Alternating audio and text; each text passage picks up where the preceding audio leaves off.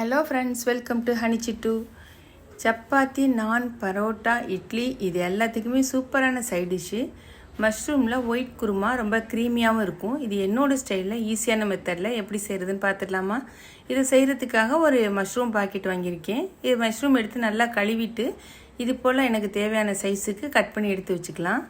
அடுத்து அரைக்கிறதுக்காக அரை கப் துருவின தேங்காய், ஒரு 10-12 பாதாம் பருப்பு இல்லைன்னா முந்திரி பருப்பு, அரை டீஸ்பூன் கசகசா, 1 டீஸ்பூன் சோம்பு, 2 ஏலக்காய், ஒரு துண்டு பட்டை, 3 கிராம்பு, 1/4 கப்பு பால், இது எல்லாத்தையும் சேர்த்து இப்படி பேஸ்ட்டு போல் அரைச்சி எடுத்துக்கலாம்.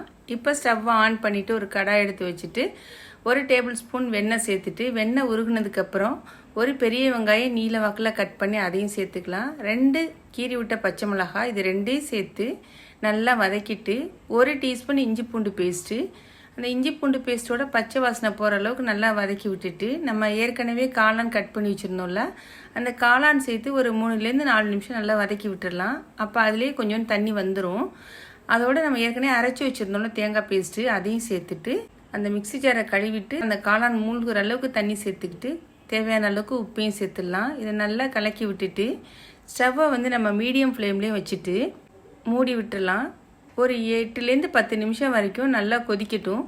10 நிமிஷம் கழித்து ஓப்பன் பண்ணிவிட்டு ஃப்ரெஷ் க்ரீம் ஒரு அரை கப்பு சேர்த்துக்கலாம். அப்படி இல்லைன்னா நம்ம பால் எடுத்து ஃப்ரிட்ஜில் வச்சுருந்தோன்னா அதுலேருந்து ஒரு அரை கப் எடுத்து சேர்த்துக்கலாம். இப்போ இது நல்லா மிக்ஸ் பண்ணும்போதே நல்லா அப்படியே க்ரீமியாக வந்துடும். இப்போது கொஞ்சமாக கருவேப்பிலை அதையும் இதில் சேர்த்துட்டு இது நல்லா கலக்கி விட்டுட்டு ஒரு லோ ஃப்ளேம்லேயே வச்சு ஒரு 2-3 நிமிஷம் கொதிக்கட்டும். அவ்வளோதான், சூப்பர் டேஸ்டியான க்ரீமியான மஷ்ரூம் ஒயிட் குருமா ரெடி ஆகிடுச்சு. கண்டிப்பாக நீங்களும் இது ஒரு தடவை ட்ரை பண்ணி பாருங்கள். மறக்காமல் கமெண்ட் பண்ணுங்கள். இந்த வீடியோவுக்கு லைக் பண்ணிவிட்டு உங்கள் ஃப்ரெண்ட்ஸுக்கும் தேவைப்பட்ட ஷேர் பண்ணிக்கோங்க. இது வரைக்கும் நம்ம சேனலை சப்ஸ்கிரைப் பண்ணலைன்னா சப்ஸ்கிரைப் பண்ணிக்கோங்க. Thank you friends.